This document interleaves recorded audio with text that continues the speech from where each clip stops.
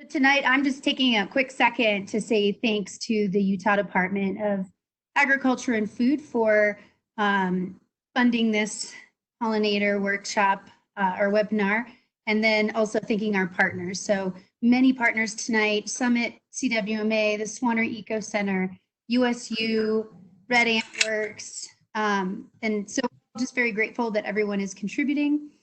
And you may be asking, why would somebody from the weed control group be working to fund a pollinator workshop? And while our main goal is to control noxious weeds, we recognize that nature is a system, and every piece of that system has to be considered for a healthy ecosystem. And controlling noxious weeds opens up space that could be filled with other noxious weeds, or as we fail maybe to control noxious weeds, we can end up with monocultures. So that would be an area where you only see one plant of a noxious weed. And when that happens, we lose diversity. And diversity in plants is incredibly important to pollinators. And Amy will talk more to that in a little bit. So just wanted to say that while we are out there controlling noxious weeds, and those of you in Summit Park or Summit County, hopefully you've signed up for the program to get assistance. Know that we're doing everything we can to try and protect our local pollinators, and we're really glad that you're all here tonight to learn about what your role in that can be.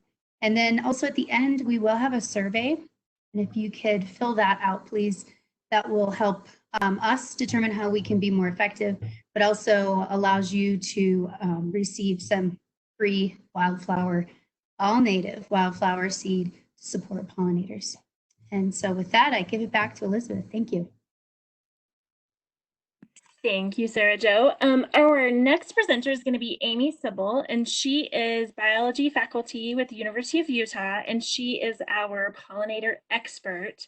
And just a quick note from Hunter, if you have questions during the presentations, please put those in the chat to her or to everyone, and then we can address them as we go. All right, over to you. All right, thank you. I'm going to go ahead and share my screen, and hopefully this will pop up nicely. How does that look for everyone? Hopefully good. Thumbs up from Hunter. Wonderful. All right, thank you for that introduction. Yes, I'm a conservation biologist. I teach in the biology department at the University of Utah, and I also coordinate the community engaged learning program for the department. And one of my main passions is for pollinator ecology and conservation. And just like Sarah Jo was saying, we have a need for diverse systems in order to support all of these different components of our landscapes. Plants, pollinators are absolutely essential to these landscapes. So I just want to kind of open a door to this amazing world of the diversity of pollinators that we have here in Utah, so that when the next presenters are talking about the other two important components of this, you can kind of get this whole system really well understood. So let me just give a snapshot of the diversity of pollinators and why they're important. On the entire globe, there are about 350,000 different species of flowering plants, from magnolias all the way to dandelions. About 87% of them, on average, require some animal vector to carry pollen from flower to flower in order to set seeds and fruit for that next generation to be recruited into that plant population. The rest of those the other 13% are wind pollinated. So those things that make us sneeze, like lots of grasses and maple trees and things like that. But all of the rest of plants need an animal to carry that pollen around. Of all of the different species of animals on Earth, about 200,000 of those act as pollinators. The vast majority of those are insects. Of those insects, the vast majority are bees.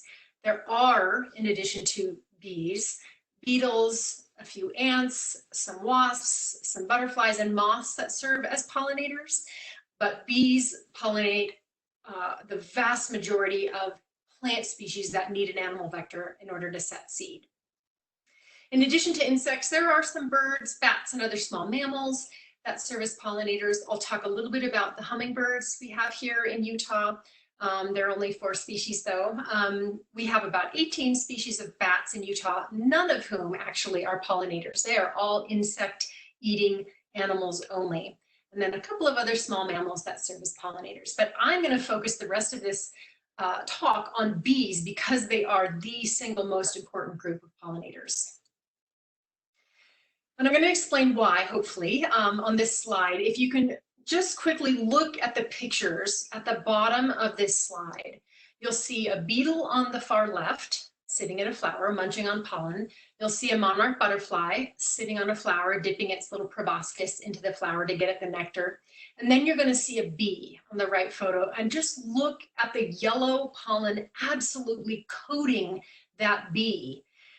That hopefully is visually making it clear for you why bees are the most important types of pollinators. They completely coat their bodies with pollen as they're visiting flowers. And the way they do that is with these specialized branched hairs that actually co-evolved with flowering plants to specifically to carry pollen from flower to flower. They do that because they feed their developing eggs, larvae with pollen. So they want to carry it back to the nest where they're laying their eggs. While they're doing that though, they also have this amazing habit of visiting many, many flowers in one visit, and they tend to stick to a particular plant species on any foraging trip. So if they're visiting a species of aster on one trip, they're going to visit, up to dozens and dozens of different individual asters carrying pollen all along, helping that aster set seed for the next generation. So it's really all about the bees. You can see the butterfly there has a tiny little bit of white pollen on its proboscis, but it is not intentionally carrying pollen anywhere. It's accidentally getting some pollen on it as it's feeding on the nectar. And the beetle, it tends to sit in the flower and eat the pollen. None of those are anywhere near as efficient or effective at pollinating as bees. When we're talking about bees too, we're talking about a huge diversity. In Utah alone, we've cataloged over 1,100 different species of bees. In all of North America, we've cataloged about 4,000, and in all of North America, in all of the world, there are over 20,000 species of bees that we know of. To contrast that, you may think of birds as being an incredibly diverse group of organisms. There are only 11,000 bird species in the world, so almost twice the number of bee species as there are birds. You've probably heard that bees are in trouble, and that is generally true. A recent study came out and indicated that about 40% of just our bumblebees are in decline globally. That's almost half of them, right? And many other species are in decline as well. These, however, aren't as well known. We haven't had the resources or the impetus to study them very well. But what species we have been able to study and have been able to understand their decline, we can really point the finger at habitat loss, fragmentation, and deterioration as the main contributors to the loss of bee diversity and bee population numbers. So when we're talking about planting bee-friendly lawns, this is actually really, really important and can go a long way in helping combat the decline of bees simply by providing habitat in our yards and our open spaces. Global climate change is also contributing to a decline in bees. Another less major source of decline are some introduced parasites carried by bees that we've imported from Europe for pollination. And then there's some talk about competition. And this is about our solitary native bees. Honeybees have a different suite of issues that are problematic for them. Number one being the varroa mites, and number two being the neonicotinoid pesticides that are kind of systemically incorporated into the nectar and pollen of flowers. Our native solitary bees are also finding the neonicotinoid pesticides problematic. All right, so when I'm talking about bees, I say there are 1,100 species of bees in Utah. I think just about everyone can look at this picture and identify what species of bee this is. This is a honeybee, of course. Most people, when you hear the word bee, they think of this one species of honeybee, which is actually not native to the Western Hemisphere. It was brought over by humans from Europe, early in the Western European colonization of the Americas. But it's been here for hundreds and hundreds of years. It's absolutely naturalized. But you can think of honeybees more of like chickens to birds, right? So we've domesticated them, we keep them, we manage them, and there are some feral escaped populations in North America. But when I want to talk about bees, I want to talk about those 1,100 other species of bees in Utah. Here are some other photos that when people look at them, think maybe sometimes bees because they're yellow and black and kind of intimidating looking insects. But none of the species shown here are bees. On the bottom left is a syrphid fly, which is actually also one of the few flies that pollinate flowers. They are mimicking yellow jackets and hornets to scare things off, even though they don't have a stinger. And then there's a paper wasp moving left to right. Another wasp visiting a flower, and on the far right is another fly species.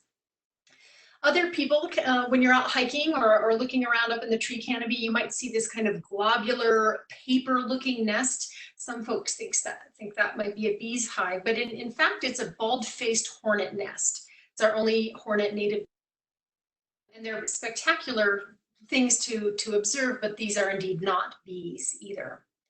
However, all of these photos are different kinds of bees. Mason bees and carpenter bees and mining bees. We have an incredible array of different species that most of us don't even notice about in our daily life, even though we're surrounded by them all the time.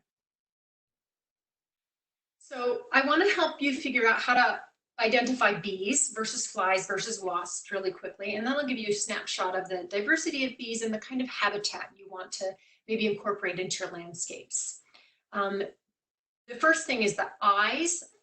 Bees have comma-shaped oval eyes on the sides of their head, whereas flies have giant eyes. Their whole head is made up of eyes, and wasps have smaller, rounder eyes. Also, you can look at the wings. The flies have kind of A-line wings sticking apart from their body, and they only have one pair of wings, whereas bees, when their wings are at rest, lay flat in a straight line over their body.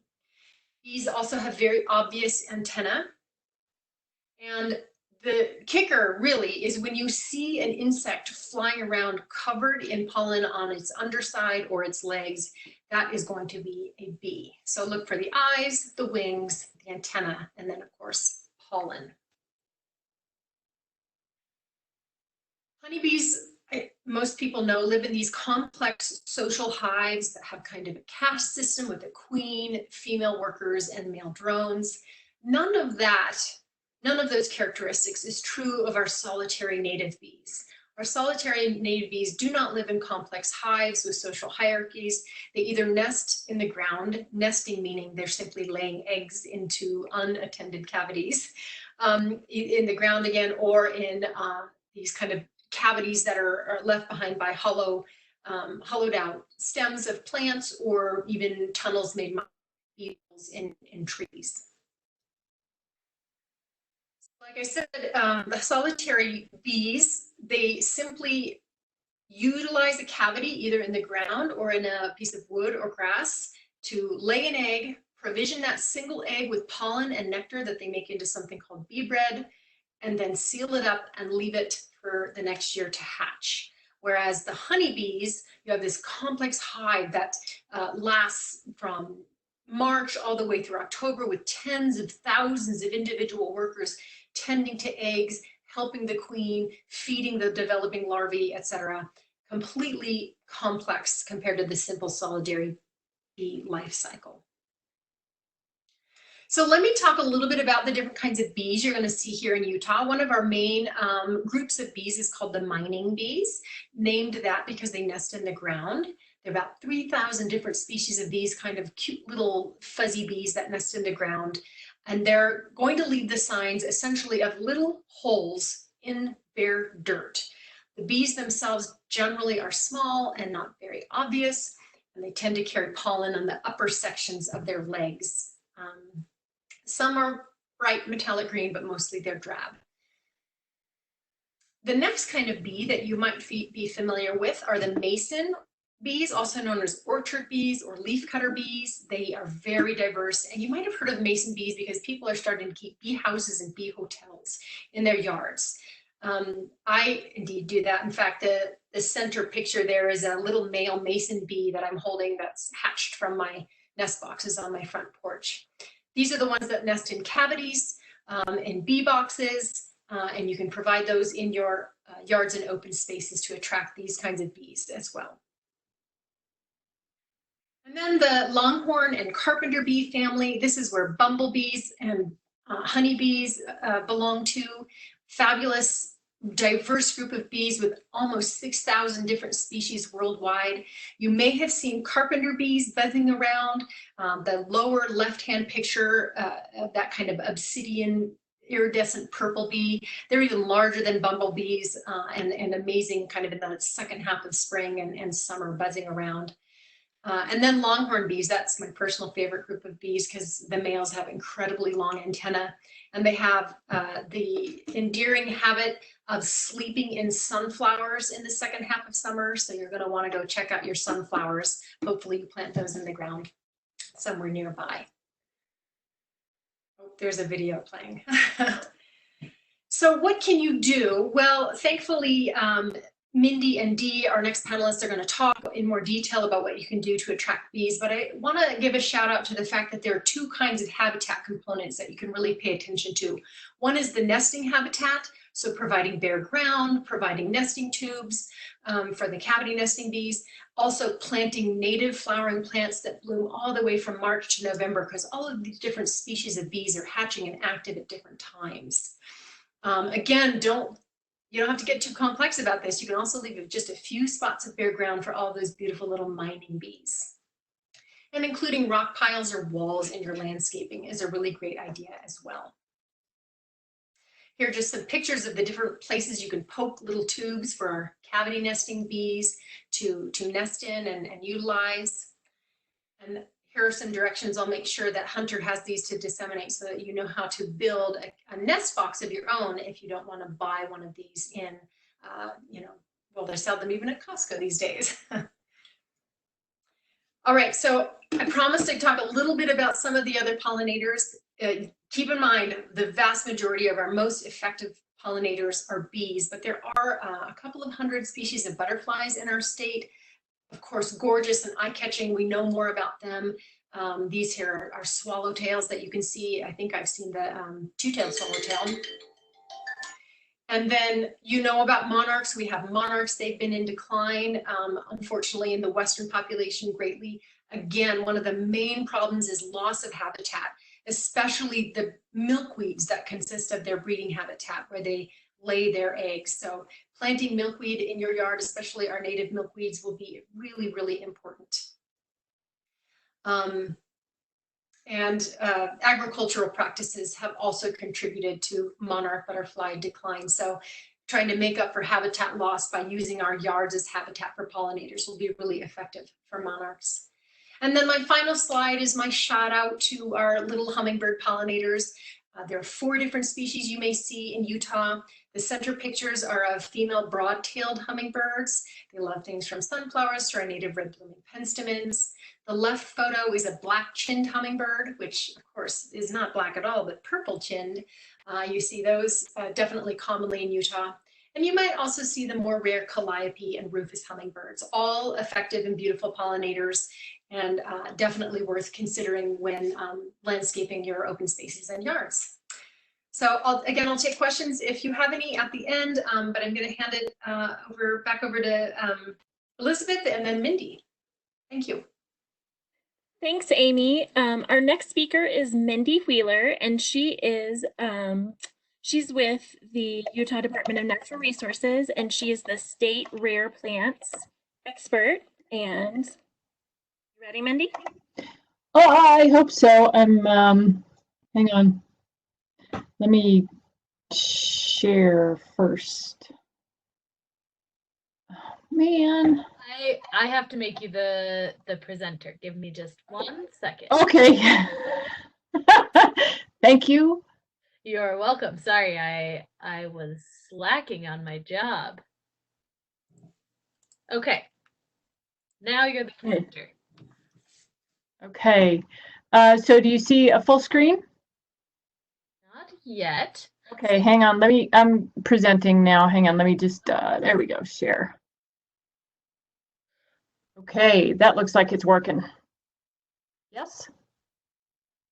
Yep, that looks great. Phew. Okay.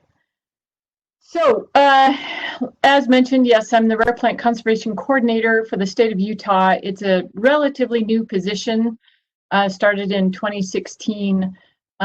It's a cooperative effort between the Department of Natural Resources and Utah State University. And I guess I first want to say I'm sorry for the somewhat negative title of the talk, but it's hard to turn positive when you're talking noxious weeds. You can just kind of see what a true functioning ecosystem is on the left here with what nature can produce versus the Mojave Desert sort of getting eaten alive by the Sahara mustard. And you can kind of hear those poor perennials, flowering perennials screaming for air down there as the Sahara mustard creeps it. It's now in Utah as well. So, but I will hope to end on a somewhat positive note. So to follow Amy's talk in terms of bee diversity in Utah, well, guess what? So is the floral diversity. We are 5th in the nation in endemism, meaning there are about 10% of our species, plant species, occur in Utah and only in Utah. So we have about 325 species that occur only in Utah, and sort of that's the gist of my job, essentially, is to try to maintain those on the landscape, which can be kind of challenging. So I'm going to quickly go through some of the impacts. I think some of these are pretty darn obvious, but hopefully bring them home with a little better examples. So the financial, ecological, and recreational impacts, and as you might imagine, all of these impacts sort of feed into one another in terms of, you know, the recreational impacts making the financial impacts that much worse, and et cetera. So financial, first I'm going to start with a study done in 1999. The amount in dollars that are caused by non-native species. These are not only plants, but also non-native insects, animals, et cetera, fungus that cause so much damage to our agricultural lands, to our some of our recreation and ecosystem services too, in terms of having a functional ecosystem, cleaning our air and water. And then to bring it closer to home, I found it interesting that there's a number of states, well, not a number, but a few states and some municipalities that are requiring real estate agents to take courses on invasive weeds, because there have been a number of lawsuits that have ended up as a result of an unknowing buyer and an unknowing real estate agent ending up buying a 1,600-acre ranch in Montana that's spotted knapweed and only spotted knapweed. And so you might imagine how angry that can make a buyer, because you really cannot do much of anything with that land if it's spotted knapweed. You can't graze it. You can't, I mean, you're going to spend a lot of money on trying to control that spotted knapweed. On to the ecological increases in soil erosion. Again, a study done in the late 80s.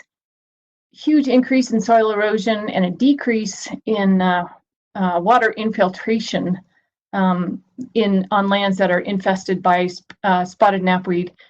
And just knowing knapweed and what its habitat is like, I suspect that study could be carried over to some of those other noxious weeds as well.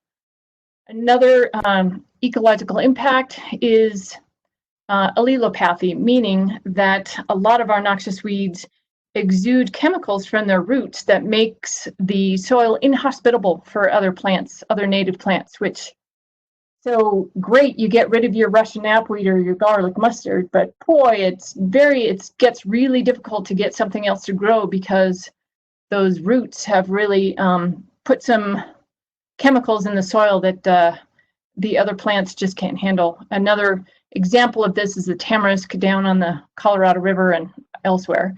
It exudes salt from its leaves and deposits it deposits it on the soil, and thus, of course, the increase in soil salinity makes it very difficult for native plants to grow once you try to get rid of the TEM risk. Another ecological, this gets to the biodiversity issue that Amy was talking about.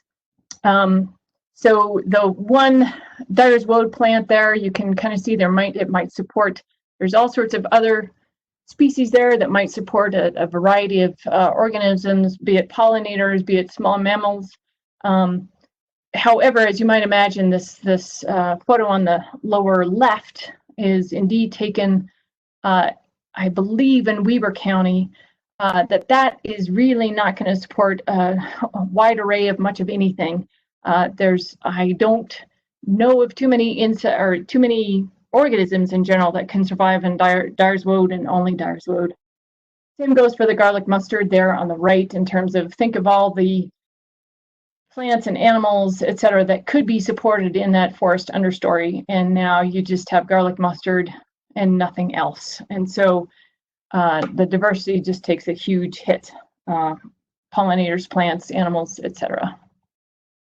So with that diversity, again, in 1999, a study was done that non-native species are responsible for about 42% of the plants and animals that are protected under the Endangered Species Act. So that's a real issue. Again, this is not only plants, but it's also fungus and insects and animals, et cetera. So invasive species are a real threat to all of our ecosystems.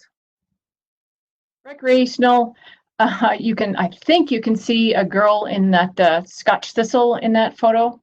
That's how big Scotch thistle can get, and of course, that's not going to be very fun to recreate through. Probably most of us have had experience with trying to fight your way through some Canada thistle or musk thistle, et cetera, which are very difficult and unpleasing, shall we say. Then, of course, Eurasian water milfoil, which is also in Utah. You can kind of see what it might do to your boat propellers. And I don't know about you, but I certainly don't want to swim in that stuff. Ugh. So certainly the recreational impacts are very large with some of these non-native species. So I'm gonna, I don't know, kind of skip through these. There are other examples, but just to sort of drive home that these non-native species can really affect the ecosystem, you know, both up the trophic chain, sort of to the larger animals, down to the pollinators, the soil organisms. It really can affect all parts of the ecosystem. So the state of Utah right now has 55 plant species on the state noxious weed list, and they're prioritized by, you know, their level of presence in the state. Is it a new invader? Has it been here for a while, but we're still trying to control it, as well as sort of the levels of expected invasiveness. The other, I don't know, bad news or something, news, I guess, is the State Weed Committee is now evaluating about 40 additional species that could be added to the state noxious weed list. I mean, they're always knocking at our door. They're always, you know, eternally present, and it gets overwhelming quite quickly. So in this regard, I would strongly recommend talking to your weed specialist. That could be your USU Extension folks and their, you know, long list of contacts that they have. That can be your county weed supervisor, but do call somebody if you suspect something in your landscape that doesn't seem to be behaving well, or you're just curious as to what's out there. Just call somebody and get your questions answered. So jumping around a little bit here, but so the garden industry, it's a little problematic in my humble opinion. The testing that new plant species have to go through to get onto the landscaping market is pretty slim compared to some other aspects of weed control. So 55% of non-native plant invasions were brought for landscaping purposes. In California, about half were brought for the landscape industry, have become a problem. Some of the local examples are oxeye daisy, yellow toadflax, myrtle spurge, James rocket, So the take home here is just really watch those wildflower seed packets. There are laws in place that should not allow our noxious weeds to be included in those seed mixes, but it's really difficult to capture everything, especially with all the e-commerce going on, especially now. So what I would highly recommend is do your homework and really research those seeds coming in those seed packets. So the solution, you ask? Well, I hope this works. Grow and go native. So I'm going to make some of you seasick here, but I'm the crazy lady who comes home and watches the bumblebees feast in the penstemons, and it's just so much fun. The way he turns upside down, goes in for that nectar and pollen, goes to the next one. It's just, I don't know, bumblebee bliss. It's so much fun to watch these guys. Just to know that I'm supporting the bumblebees and other pollinators as well. Sorry again for the seasickness there. So I gave Hunter a copy of this Utah at Home booklet.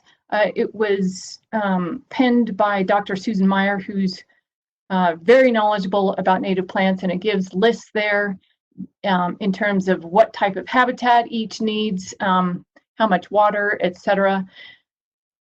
I'm hoping that between some of these programs that we can really, between all of us, we can heighten the demand for Utah native plants for landscapes. Seeds are somewhat easy to find. Plants are a little more difficult for people like me who are looking for instant gratification. But they're out there. There's some wonderful growers. So quickly, I'm just going to go through a few of my favorites. The balsam roots that are out now, just absolutely beautiful, great pollen and nectar producer early in the spring. There's a different balsam oryza up here in the Park City area that's just as great. The dirty secret about this one, if you seed it, you probably won't see flowers for up to 6 or 7 years. So get familiar with those basal leaves, and don't think it's something that you don't want. Just be patient, because the wait is definitely worth it. Another tip in terms of making sure it's balsam oryza, if I pick a leaf and I crunch it up and smell it, I get a little bit of a chocolate scent, and I think you will too. So something to keep in mind, and that's the balsam oryzas that I've picked. So northern sweet vetch, great native plant, spring to summer bloomer. Bees love it. Does really well in the dry areas. Sticky geranium is another one that it does reseed itself pretty well. It's probably better suited for a little bit more precipitation, maybe more up in the Park City area. Again, great spring bloomer. Mine are just starting to come up. Buckwheats are great, I think, anyway.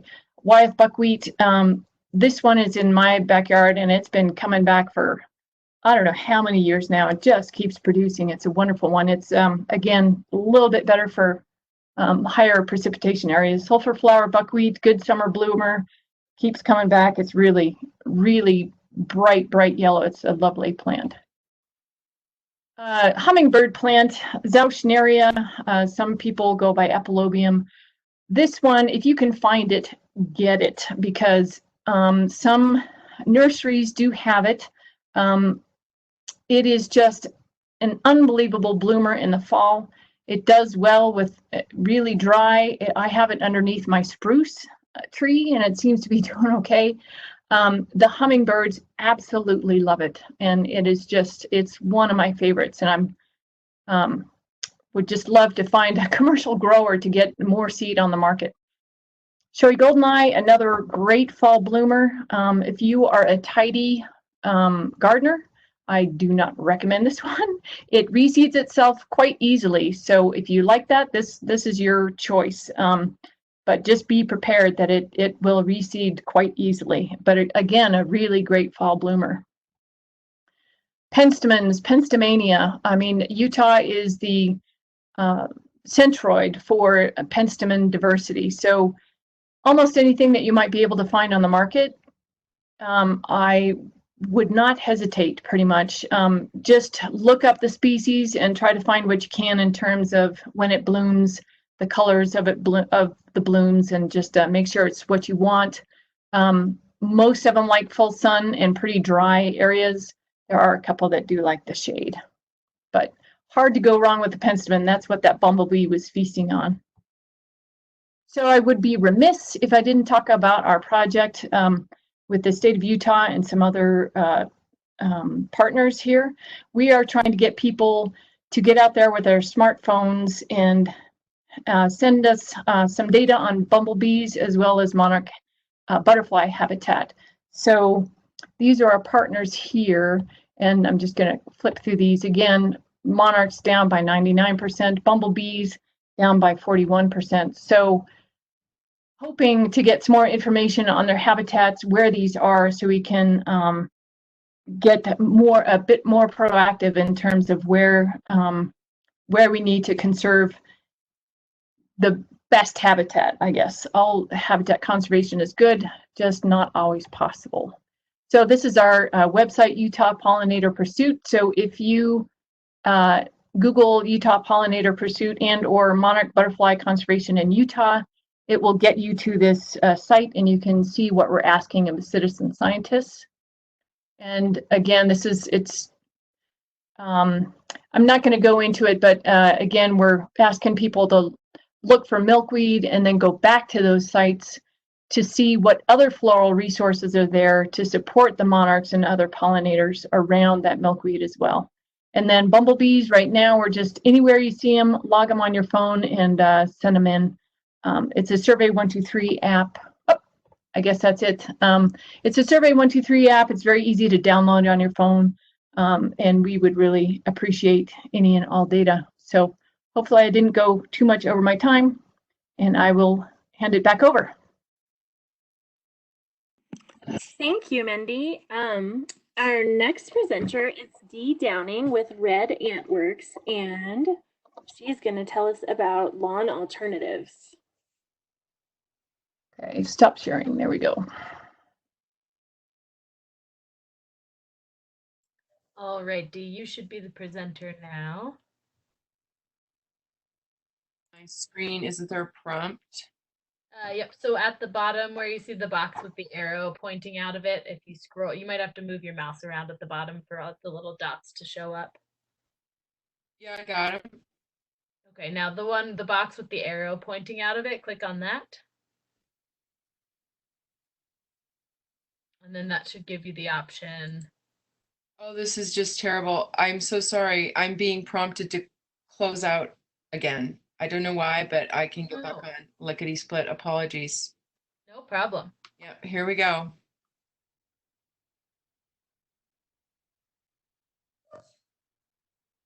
Well, did anyone have some questions they might like to enter into the chat while we wait for Dee to rejoin us?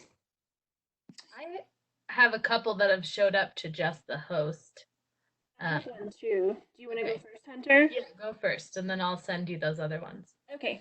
This question is for Amy. It's how big of a threat are honeybees to native pollinators? This person has a few beehives, and she's worried about, or they are worried about, them causing lasting damage. That's a good question, and I get that a fair amount. There isn't one single correct answer, but what I think happened is that when the honeybees were brought over to the Western Hemisphere, that's when all of the damage happened, right? Anything that was going to be outcompeted by honeybees and go extinct, it happened likely hundreds of years ago, because honeybees very quickly moved from east to west and covered the North American continent. So now, especially with feral honeybee populations having been in such steep decline for the last 10 years or so, in part because varroa mites have escaped the hives and moved out into these feral colonies, the honeybees do not pose a great threat to our native bees. Much, much greater threats are from habitat destruction, loss of floral diversity from, in part, invasive species, as well as insecticide use that cause direct harm to insects, including bees. And I wanted to say something. I love telling people this. If you see a bee visiting a flower, it's a lady. It's a girl. It's the females that are out collecting the pollen for the eggs. So you can always call them she and know that you're using the proper pronoun.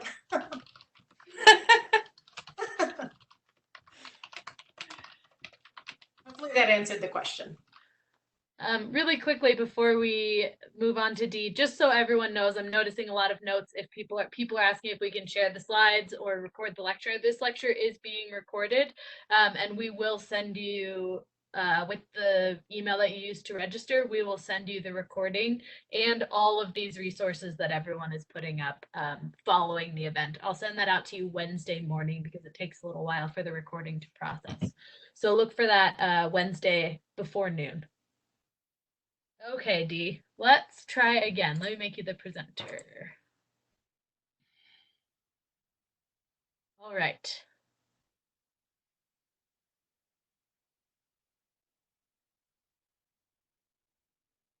Yay. Looks like Are we there? almost. There we go. So you can either do play or I would just make that full screen. All right, there we go. Got it? All set. Okay. It's taking a Greetings, little every- while to load. But Oh, you don't have the image yet? not quite. We're still seeing a black screen. I think it's All right, let me know when you've got it. okay. Well, I'll just say with a black screen, I'll start out by saying I hope that we find everybody well and in good spirits in these very weird times. And I always learn so much from Mindy and Amy. It was really great. I learned so much from your presentation. I actually have lots of questions to follow up with, but might have to wait till later. Do you have colors yet? Okay, all right. So, yeah, I'm kind of giving up the punchline here in the beginning, but this is a polyculture. So both Sarah and Mindy talked about monocultures. This is the polar opposite, and diversity is what supports nature's complex system that Amy spoke of, and Mindy as well. And so we need this diversity to support all of the complex beings and the kinship between the insects and the birds and the mammals and the winged ones. So in a monoculture, or I'll say in a monoculture of grass anyway, bees don't have anything to eat. They're looking for these structures in the flowers, right? I love this image because I love how the arm, is tucked in there and around, and I just love this. And so that's what they really need. And bees don't get that in a monoculture lawn. So it equals starvation for pollinators, and they're already having a tough go. And I think it was Amy that mentioned it's habitat loss. And guess what? When we lay lawn and all we allow to grow in the lawn is grass, or worse, one species of grass, are insects that our complex system needs for diversity. There's nothing there for them. So I put some words in this little bee's mouth, but I'm being silly, of course. But the comment, "Thank you, human, for your courage to end the poverty of monoculture lawns." It does take courage, because there's a lot of, oh my gosh, there's such cultural pressure to have, one, to tend your lawn, tend your yard, but particularly there's a particular kind of landscape and lawn shaming that happens with a monoculture. And so before I go into options, I just, I found whenever I speak about anything with nature, I really have to talk about this idea of dominance that we have in our mentality regarding our landscapes and plants and the natural world for that matter, but it gets projected onto our lawns. So again, here's where we're headed, right?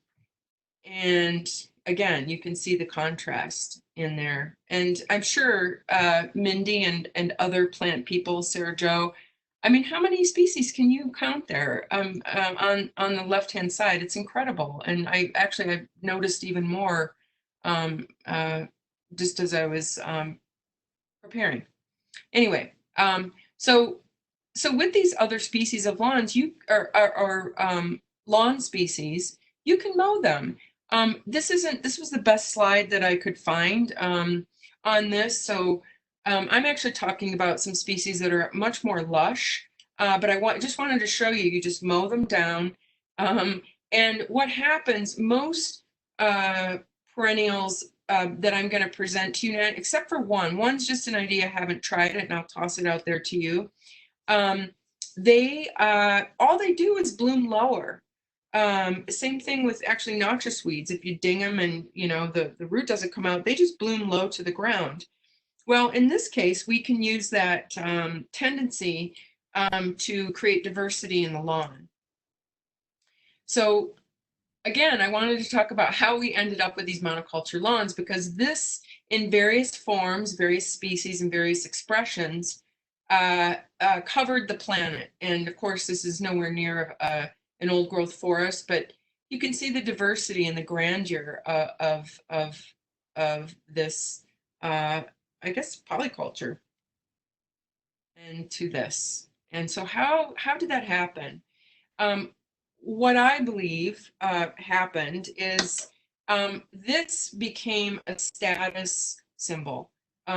We began to believe that a sprawling green lawn, any sprawling green lawn, was a status symbol, and it actually was in the old world. So, like in Europe, because if you could afford to have land and not have it be used, then that was a wealth thing. That meant you had lots of people to do your work for you. And so this is an example. I mean, if you saw this as a pinnacle of wealth or different expressions like this, this landscape, I'm sure before lawnmowers were made, I'm sure it was grazed a little bit, but that wasn't the main function of this. This was for leisure. And who had leisure when you had candles to make and grain to thresh? It wasn't the people living in this house. So when people moved to the New World and we came to these lands and colonized, we brought those ideas with wealth and, the American dream. And now this is our modern expression of that. And again, this is a very tightly controlled place, but it's in the natural world. And the only way to attain that is with significant interventions.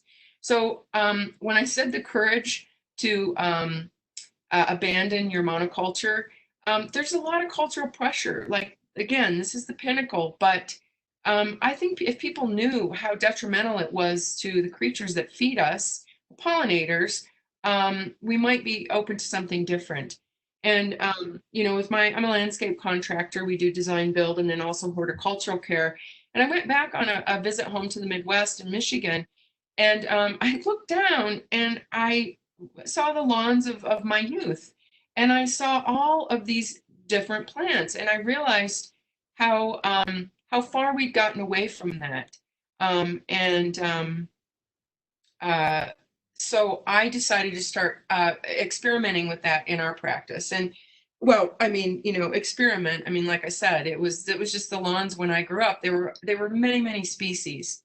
So what I wanted to show you is, as I was looking for slides to show you these plants, almost every... Sorry to interrupt. Your slides are lagging a little bit for us. Is it supposed to be one with a big white house and a lawn right now? I switched over. Okay. So it's Bye-Bye Clover. I don't know why that there's... Oh, here we go. Here we're at Bye-Bye Clover. So just there's a little bit of a delay, just FYI. Maybe if I can still see you, I will let you know when I'm gonna slide, and then maybe you could just raise your finger so I know, and I can, keep talking, but just so I know what y'all are seeing.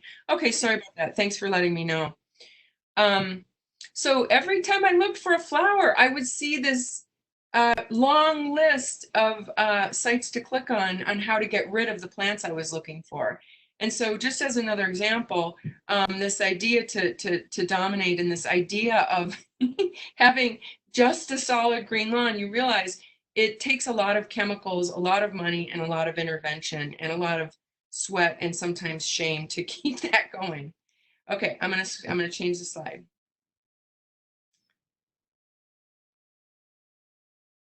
You have it yet? Wow. Okay. Well, I'll have to figure that out. Why that is. Maybe click it like halfway through when you're talking about, if you're halfway through Then your ahead. slide, and then there'll be like a natural. Got it. Okay. So what I'm looking at, and you might be shortly, is just a search that I did for one of the plants I'm going to recommend. Thank you. That was great. Self-heal, or Prunella is the genus. And look at all the things that came up. I mean, description of Prunella is way down at the bottom, but everything else is how to kill it or get rid of it. So just consider that, because sometimes, you know, we want to do things differently, but I think if we don't understand the foundations of why we are where we are, it can be confusing. Sometimes when I do organic teaching things, people really just want to know how to get rid of the same thing organically, you know, but I'm suggesting we can think differently about all of this. So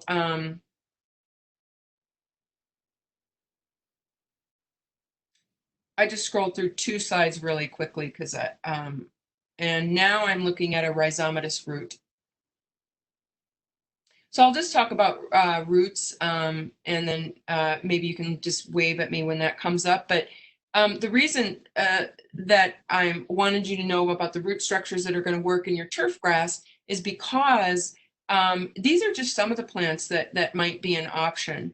So when you can see this slide, it's thank you. It's some grass in my backyard, and their grasses have 2 different root structures that I'm aware of. Well, 3, I guess. These are rhizomes. They grow under the soil, and it's the turf part of turf grass. It's the structure that makes it a lush and wonderful place to roll around on and play and have, you know, you do sports on and all of that. It's that thick carpet.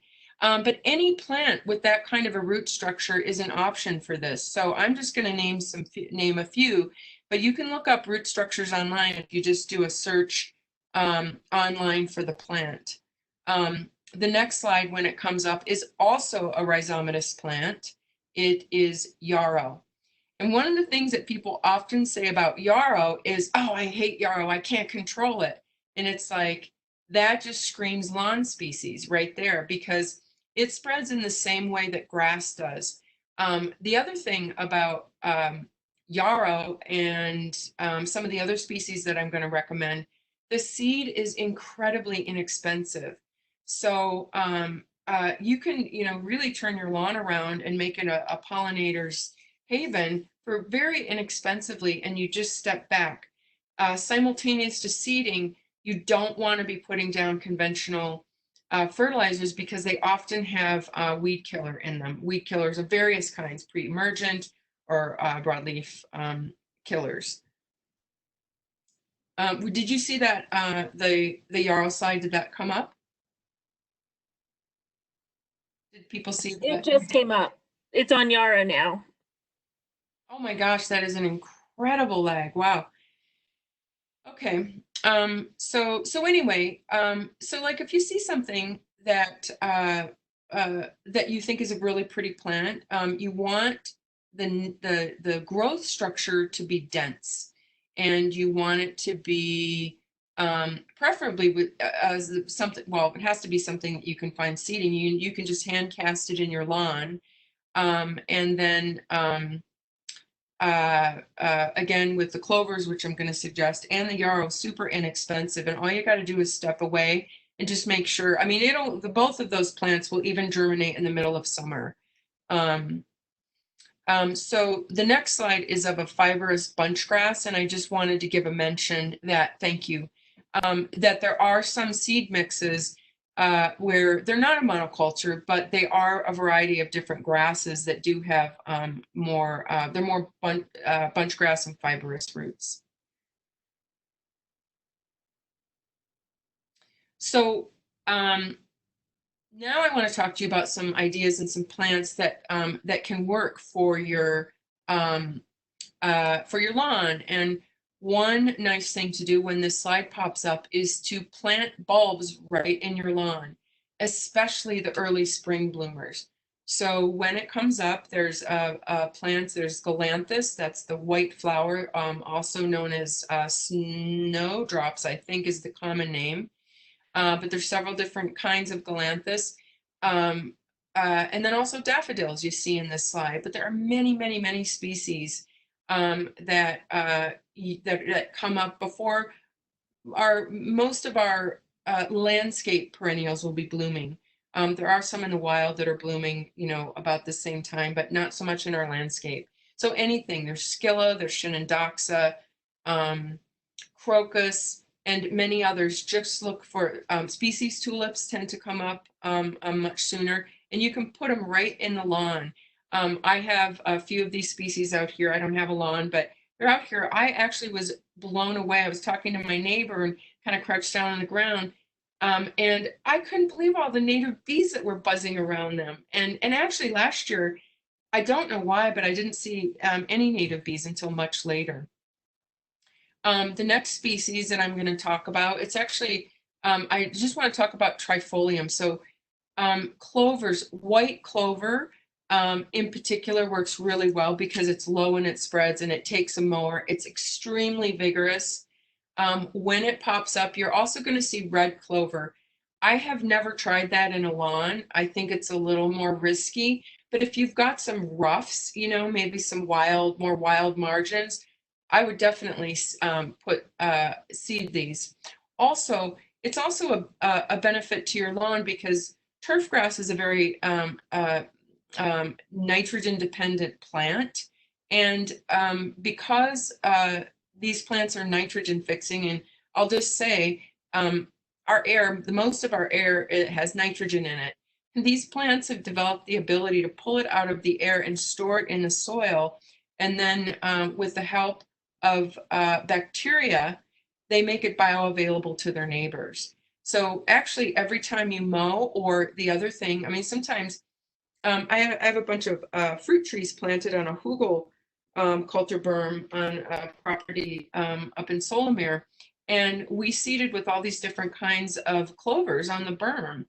And the deer come and do our work for us because they're constantly grazing that. So that's really beneficial to the lawn. When the next slide shows up, there is actually a plant called, it's called the lawn daisy. And this one I've never tried to seed for, but I think I did put the Latin name up there and the common name.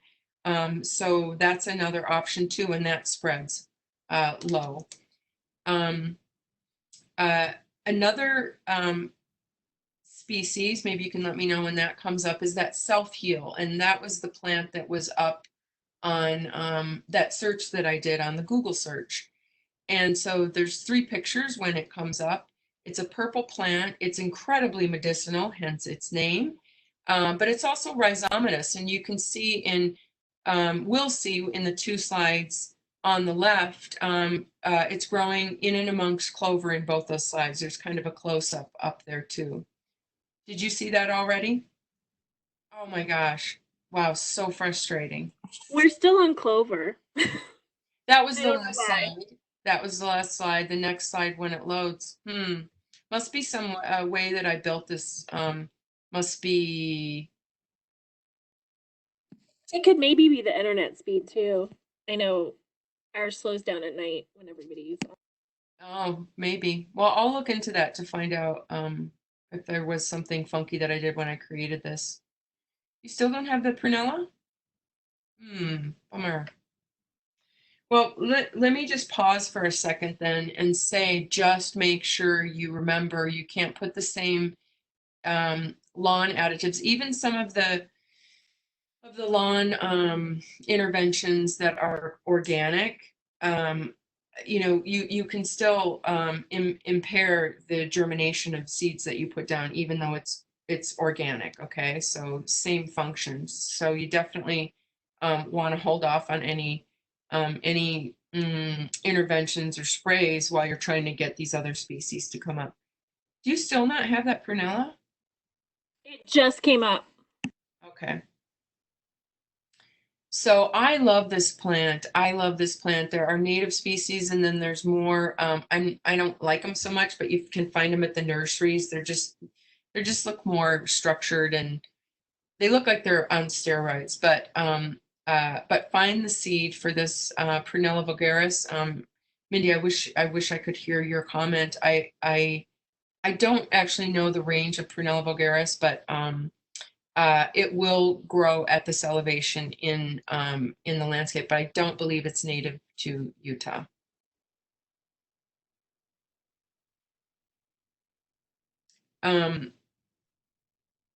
The next species is yarrow, which I know will take a little bit of time, but once you see the pictures, the picture really does all the talking. It actually looks like a monoculture of yarrow, which isn't necessarily where we're headed, although it's better than grass because it is blooming, and we all know yarrow. So the one that I know of that we've used in grass is the millefolium, but there are other species that might work as well. This is I guess the common name would be white yarrow, and it's going to be the one this one will just show up in your yard more readily. It spreads very easily, and again, the seeds are really inexpensive, and you can just hand sow them.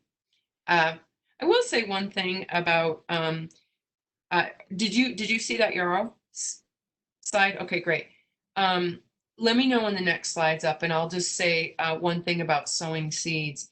You know, when my crew in the falls, when we do most of our seed sowing, you just, consider having, if you're cranky that day, maybe don't sow the seeds, because those seeds are alive. They are breathing entities. I do believe they are affected by our mood. And so if you're a little cranky or whatever, and maybe you can get that sorted out before you go out casting seeds, because yeah, they have water in them, and they are breathing, they are alive. And you can just imagine how many hundreds or thousands of more generations are in that seed, with the next generations of all the plants that are going to come after that. Do you have the next slide up, a potentia? Okay. Well, many of us will know. It just came up. Okay, thank you for that, Houston. Yeah, potentia reptans, and actually this is another one of those roots. Those are stolons crawling across the surface of there. So the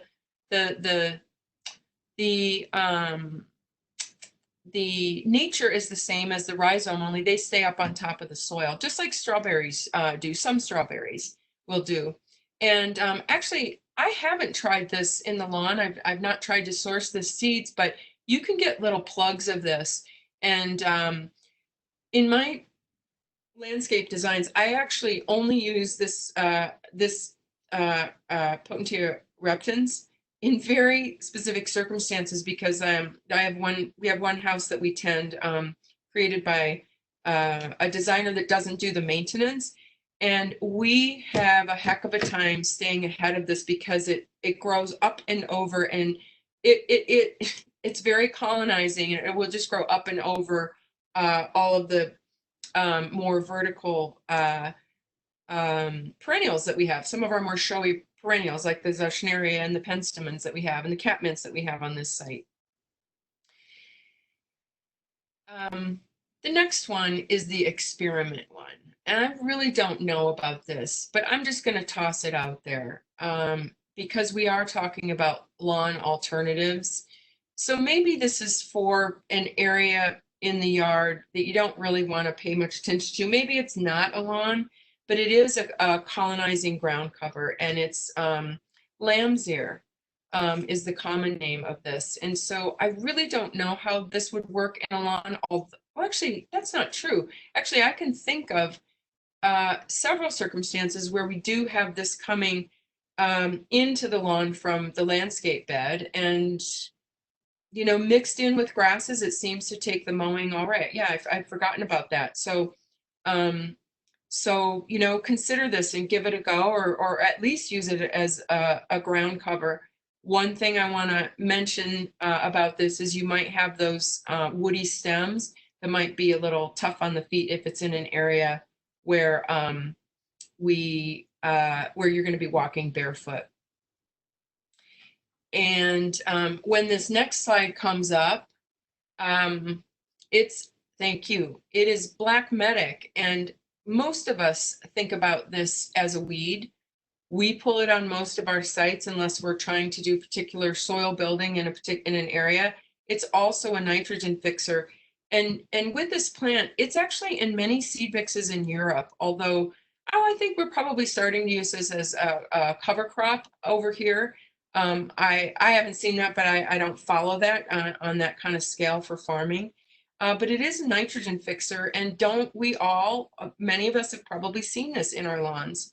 So why fight it? I mean, look how dense that is. You can see a little bit of grass in there as well. And, it's another way to add more diversity. And you can put several of these plants. It doesn't need to be either lawn or clover or lawn or, oh my gosh, I'm forgetting some of my other plants that I see. Oh, yarrow. You can put a whole bunch of these different things in and try it. This is a very low grower. It spreads on the soil. And then, it spreads very low on the soil. You probably wouldn't even have to mow this. But it'd be really beautiful in and amongst your grass and some of the other flowers. And the next slide is just to show, it's also black medic. I know it'll come up soon, I hope. But just to show how dang hardy this plant is. I mean, up on the upper right, it's growing in gravel and doing quite well. Thank you very much.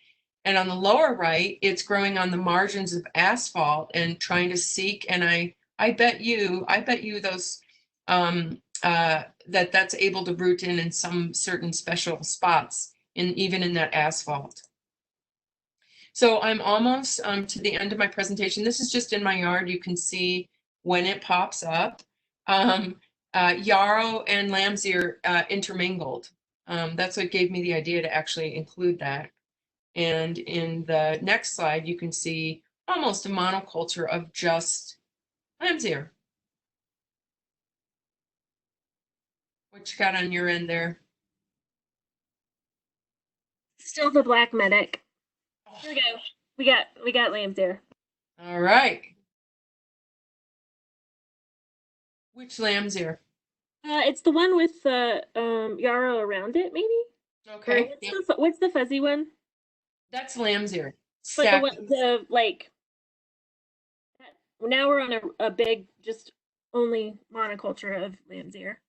Yeah, that's lamb's ear, and you can see actually one yarrow. They're next to each other, and so the yarrow is spreading under the soil, and in time, they'll be intermingled, I'm sure. And then the next slide, when it comes up, I was over one of our properties over in Thames Canyon, and I was just taking a look at things from a distance, and I looked down. This is on the golf course roughs. And, there you go. You'll see shortly. My earring is in there because I always try to, I like to put scale to things. So you'll see a giant picture of one of my favorite pair of earrings and an intermingling of white clover and yarrow. Have that yet?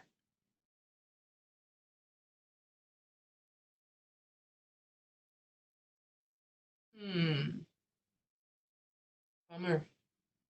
Well, it's thinking about it. Oh, good. That's nice to hear. Should we go ahead and do, is this your last slide? I'm very close to the end. I'll just say in words.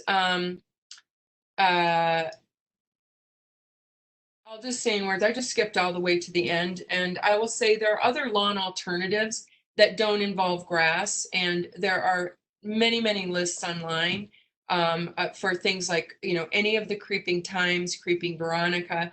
I didn't include those in this presentation because you know, lawns are great. I mean, they keep dust down from, you know, being tracked or blown into your house.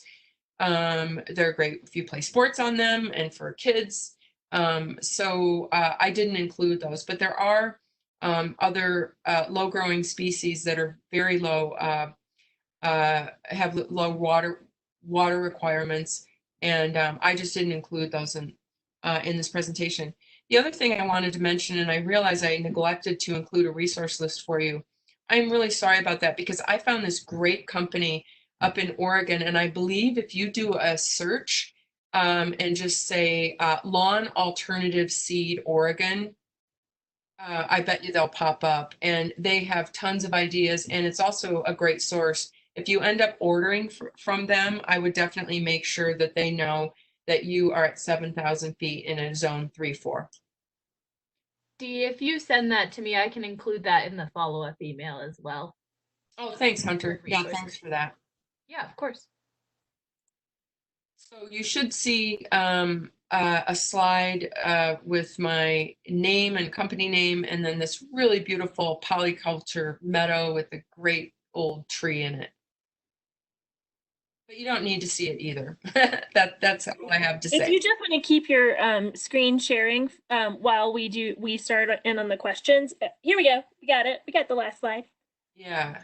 Okay.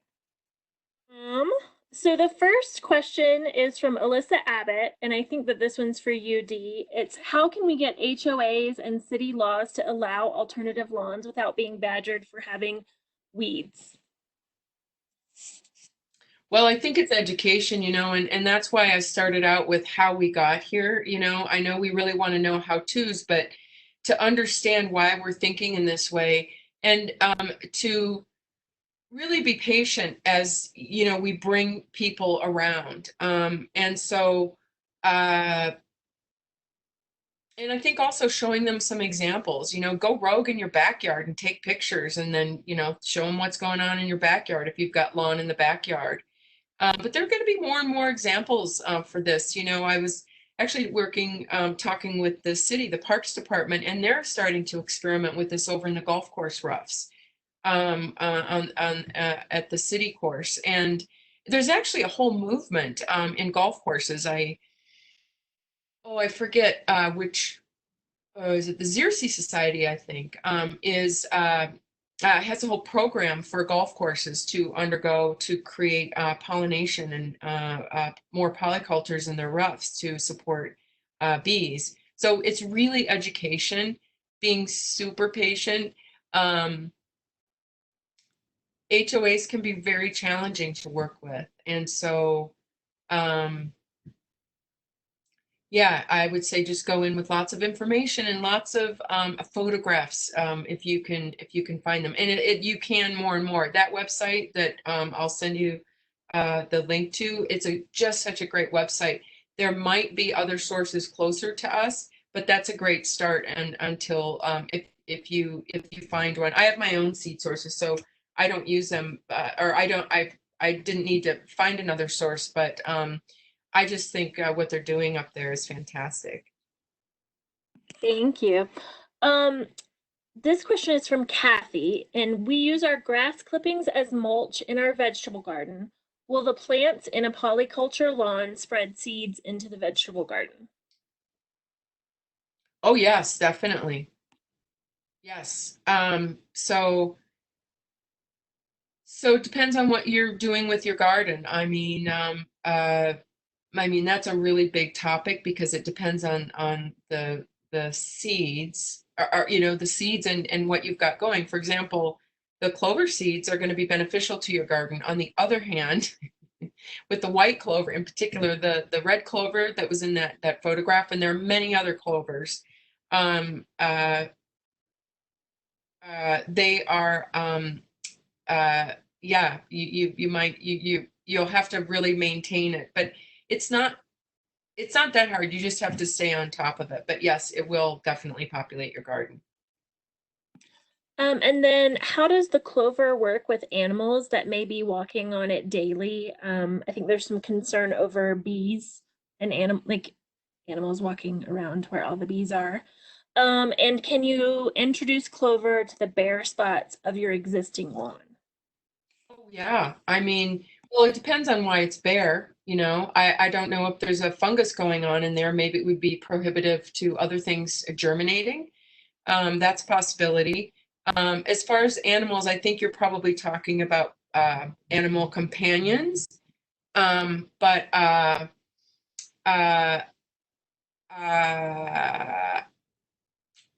yeah, I had my dog get stung by a wasp once, but that's because it was nesting over my door. But I don't ever recall, I'm just thinking, I don't ever recall. Amy, feel free to jump in if you've got some like bee behavior. So if going. you don't mind, I just might do that. Yes. I personally was stung by a honeybee by playing frisbee in a park with clover in the lawn. And you know, I'm a bee nerd, so I felt bad for killing the bee. But yes, you are going to have much more diversity of organisms in your yard if you are providing habitat for them. There might be a slight risk to getting stung, but the benefit so outweighs the risk, in my opinion. And I'm even allergic to honeybees. I've got my EpiPen with me and everything. One thing I do want to note is that native solitary bees are much, much less aggressive, like vastly much less aggressive than honeybees, tend to have to really be pestered and squished to sting you. And their stings tend to have zero allergic reactions in people that are allergic to honeybees. Again, I'm allergic to honeybees. I am not allergic to any of the native bee stings at all. And again, they're so hard to get them to sting you. So the net benefit of having diverse, wonderful wildflowers interspersed in an ecosystem in your yard far outweighs the potential risk that a dog, a cat, or a human might get stung by the occasional honeybee. I don't want to downplay and say there's no risk. There is some risk, but you can weigh it carefully for your family. I know I have a big German Shepherd dog, and he has the horrible habit of liking to eat bees. So he thinks it's great that we have bee attracting plants in our yard. And this one is for any or all presenters. Are dandelions considered good for bees? Yeah, sorry to say so, but yes, definitely. They are much, much better for bees, providing rich sources of nectar and pollen, especially early in the spring, much better for bees than turf grass. All right. And then is there a way to make a habitat for bees that doesn't also attract wasps? That's from Kyra Holly. So wasps are carnivores. They are not attracted to flowers. They're attracted to insects and meat and your picnics. By leaving spots of bare soil, by planting the plants that attract these pollinating bee species, you will not actually be attracting the wasps. You're maybe thinking of paper wasps that'll use kind of an underhanging protected area to build their little wasp nests. That's very different from the kinds of habitat you'll be providing for bees. There are some ground nesting yellow jackets. I've never heard of anyone's yard having that, but if you have a vast open space, you might end up having a yellow jacket nest in your yard. But again, they're not attracted to the floral components of your yard. Thank you very much. Hang on, there's a couple more. I accidentally lost where I was in the chat. Let's see. Carson asked, oh wait, we already asked this question. What about voles with clover? They really love this person's grass in winter. Are voles attracted to clover or just turf grass lawns? I can take this one unless Mindy has something to input on this. For the very first time 2 years ago, I had voles decimate a perennial garden. It never happened, only in the lawns.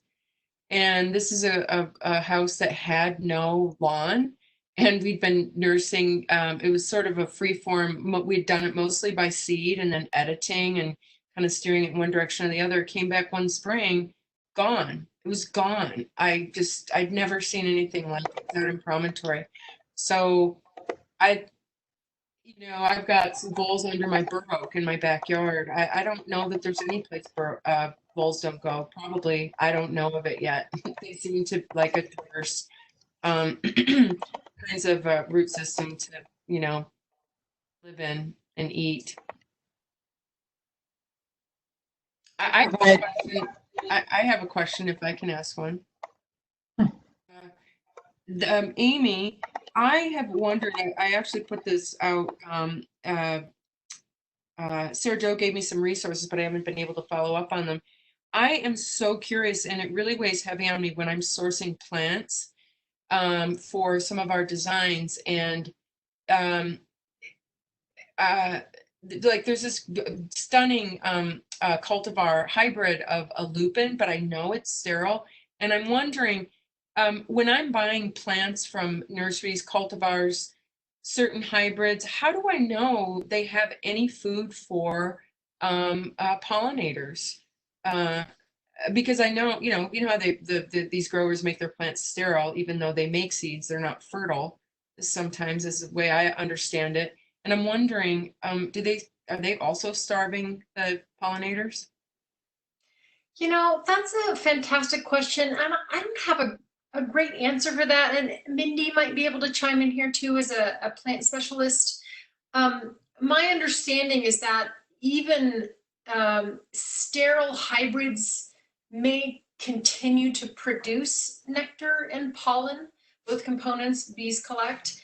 But I haven't done any research into that question. So I'm actually going to do that research and figure it out unless Mindy has an answer to that. I tend to look for plants that are native at least to the Rocky Mountains to plant in my garden. Generally, those don't seem to be those sterile cultivars, but again, I haven't looked into that very well. Mindy, do you have a better answer? I really don't. I was reading through Jim Kane's kind of materials. He's a bee specialist. He worked at the bee lab up in USU for a number of years. And he just mentioned, you know, a lot of those very cultivated bred plants like the marigolds and some tulips and some others, just they've been bred so much that they don't really offer that much, or the bees are not interested in them anymore. They're not attracted to them anymore. Whether or not they supply pollen, if they do forage there, I honestly don't know, but they don't, at least some of those species don't seem to be attracted to them anymore. But you know, which specific ones, I think that's you might be going down a rabbit hole for a while there, but I wish I had a better answer for you.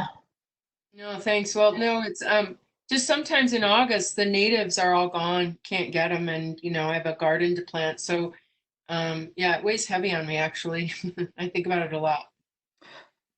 And we have one last question from Carson, and he would like to know where you can get the seed to plant a polyculture lawn, and do they require less water than a regular turfgrass lawn? Well, it depends on what you're seeding with. So generally yarrow is less water intensive. I would say clover, a little less water intensive than Kentucky bluegrass. But also, I want to make a mention. I actually didn't talk about soil. So if you have no subsoil, no nice soil going on under there, anything's going to have a hard time. So it's all in the setup. You know, Kentucky bluegrass, those roots can go down very, very, very deep if they have the soil to do it. And we don't often have it in the West. And even, well, in some places we do out in the basin, but often it's been completely scraped and hauled away. And then you paid somebody else to bring in soil, and it's been, you know, compaction's a really big deal and makes a difference in what will be happy and how much water it will take. Because if it can't soak in, it takes a lot more water before it runs off. You know what I mean? So compaction's a really important thing.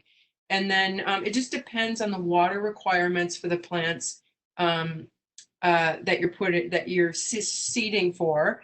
And you can find that out online if you just look it up, if you have some ideas, or some of the plants also that I suggested. So I'm just going to hop in really quickly. I just received a message from Dean that we missed some questions that were sent to all attendees. Sorry, I didn't even realize that that was an option that didn't include the host. So do you want me to ask a couple of those questions really quickly? Okay. And then what we can also do is I can send the questions that we didn't get to out to the panelists, and they can try to answer any of them, and I can send that in the follow-up as well. So just for those of you who had popped them in. So let's see.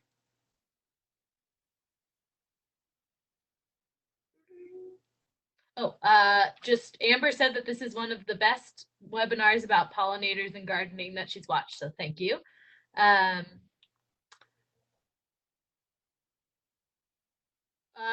Dee, can you tell us if you have any lawn species that are more hardy and resilient to dogs and kids running around the backyard? Yeah, yarrow is going to be your friend, but there's also, there's that management of the height. And again, if they send up a flower stalk, once that dries out, but although I will say, I'm going to interrupt myself here because in a lawn setting, it's going to get quite a bit more water and will stay a little softer and more pliable.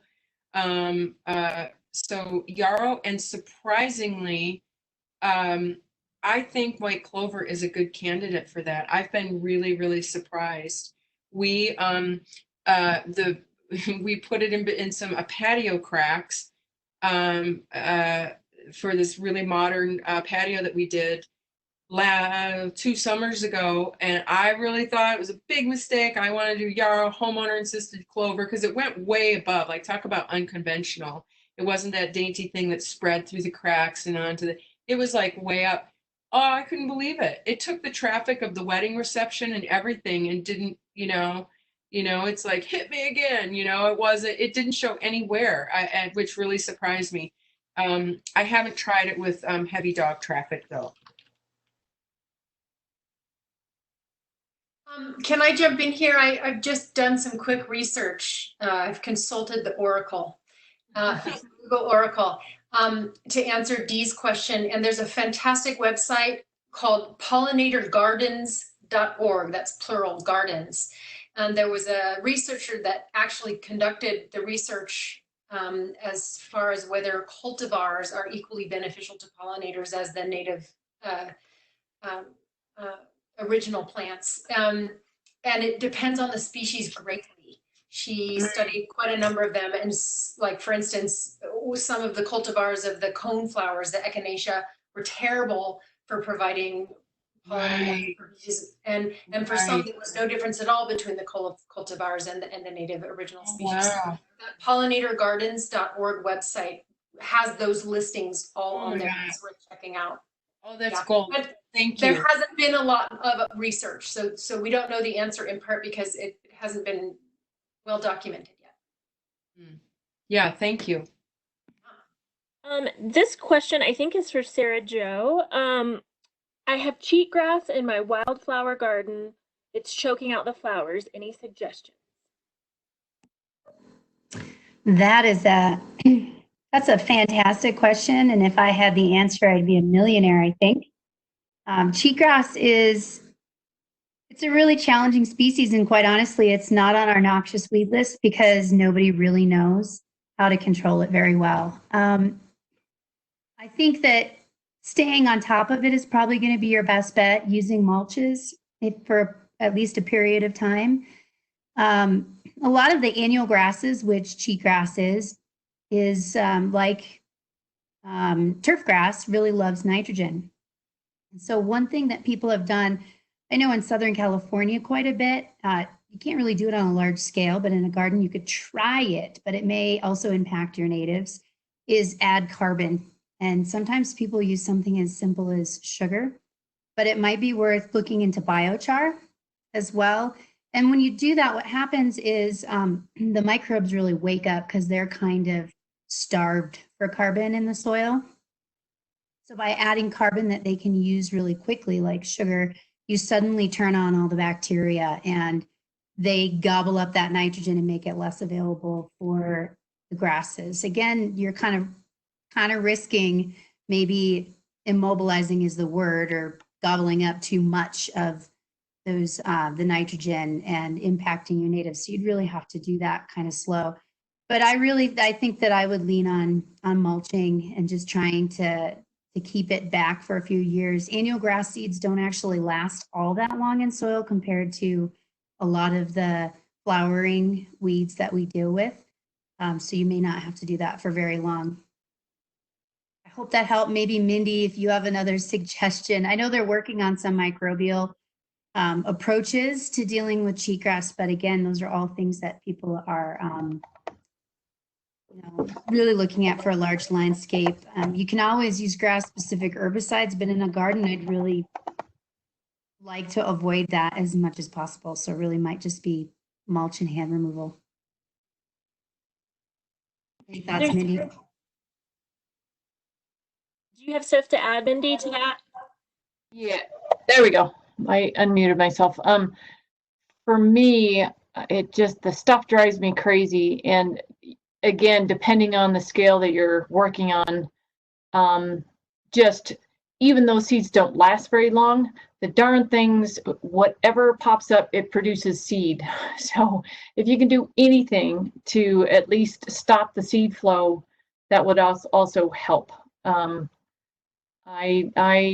Again, it depends on the scale you're working on, but I get out there and just pick it out because it comes up really easily, and just make sure that you put it somewhere the seeds aren't ready to go, and just put it somewhere. Don't toss it back on the ground, get it in the trash. So sorry, not good answers for that one. Cheatgrass is a tough one. Thank you for that. Yeah. Sarah J, there's one more weed question. Is garlic mustard found in Summit County? If so, where is it exactly? I love that question. You might be. I knew you would love it. Yeah, garlic mustard is found in Summit County, and it's only actually found in a few counties in Utah, which is what makes it one of the state's high priority noxious weeds to control. They sort of see it at the state level as something that maybe we can at least contain to the few counties that it's already in. In Summit County, it's really prevalent in the Park City area, Snyderville Basin, Summit Park, and then it is found in Morgan County adjacent to us, and then down also into Salt Lake. So it spreads really rapidly. I think we started seeing it 10, 15 years ago, and it didn't seem scary. And then overnight, we got these monocultures. And so that's the grant that we bring in to deal with noxious weeds really focuses heavily on garlic mustard. And if you have it, you can pull it. You can treat it depending on scale again, how big is your yard and how much time do you have. You can pull it and control it. It's a biennial, so it won't flower the first year. It will flower the second year, and then it's dead. So if you pull that flowering plant and get most of its root, you're really looking pretty good. It's just staying on top of it. Unfortunately, where we're at in Summit County, in the Snyderville Basin area, it is so thick that we're kind of past that point. But if you, I'll make sure that, I think our fact sheet that has garlic mustard, pictures of it and an explanation of how to manage it will be with our resources. And I believe my email address will be there as well. You can sign up for the program, especially if you're in Summit County, and I'm happy to come out and see if you've got it. Thank you, Sarah Jo. There's a question about murder hornets. Do any of the panelists know anything about these hornets and how much of a threat they might be to our pollinators? Well, we were talking about this before the panel discussion started. They're pretty nasty little insects. Well, big insects that get up to 2 inches long, right? And they can rip through a honeybee hive. They're in the world, there are 7 different species of honeybees out of the 20,000 different species of bees in the world.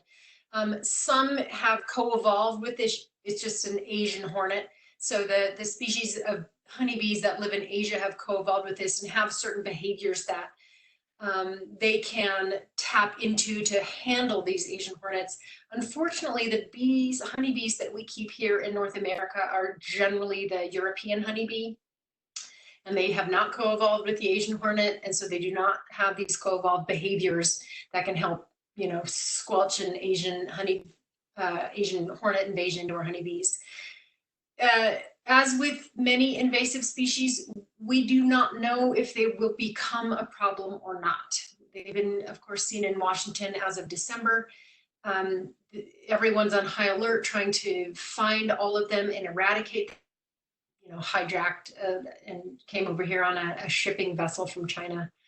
There are none in Utah. I don't think we have to worry about them for at least a season or two of beekeeping, but we should all try to pay attention and stay informed. If they start popping up in states adjacent to Washington, you know, Oregon, Montana, we'll probably have another problem on our hand to go with the nasty little varroamite invasive parasite that's been a real problem for honeybees since the mid 1980s.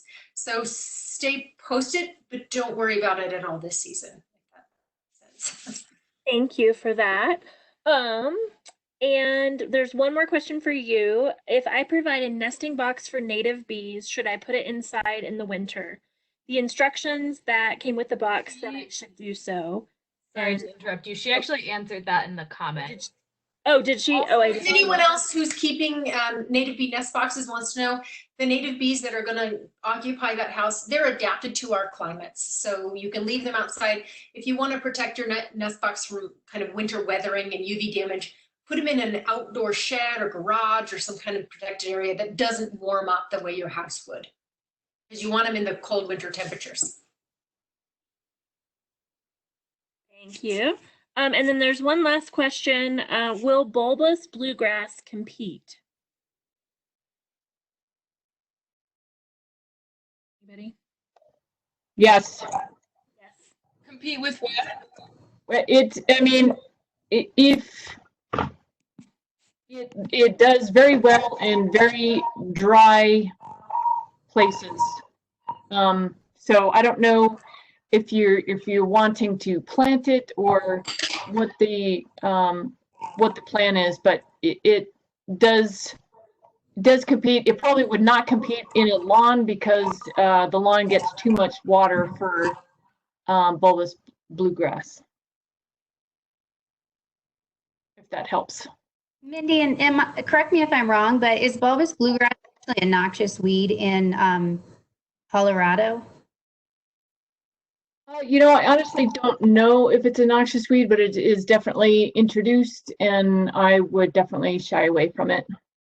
It invades our natural areas quite easily. I think you would find it in most places that you find cheatgrass, actually. And because you take a look at the bluegrass, that bulbous bluegrass, when it has what looks like a flower, and you just kind of strip that off the stalk, flower part, look in your hand, it almost looks like tiny little irises or it literally is a bulb plant ready to go. And so that's what makes it so incredibly invasive. So I don't know that I would suggest that one being planted anywhere. It may on its own make its way into your property, but we may find that it's actually very much like cheatgrass. And I should say along the cheatgrass, I had someone that's watching, thank you for texting, say that they had been using preen, which is an herbicide that you can get over the counter, and it has been working on cheatgrass. And so if you have it in areas that aren't in your garden and you're okay with utilizing an herbicide, that might be an option for you. In the garden, I would still say be really careful.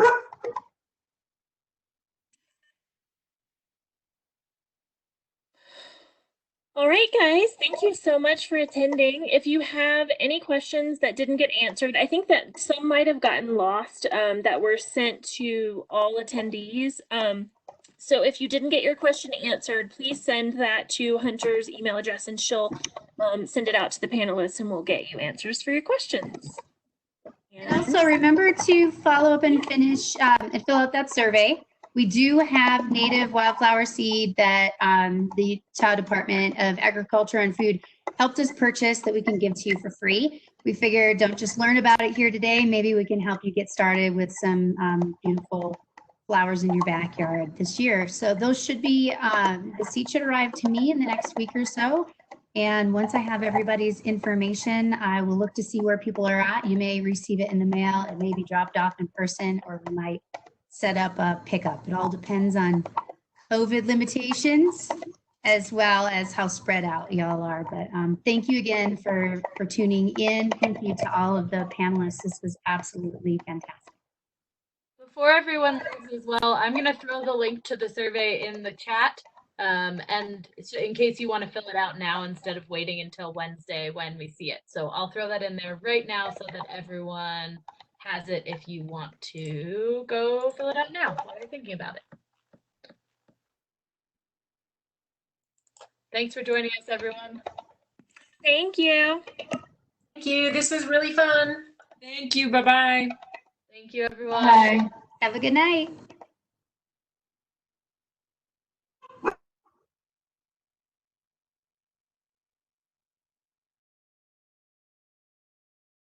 All right, I'm going to end it now. Thank you, everyone. Have a great night.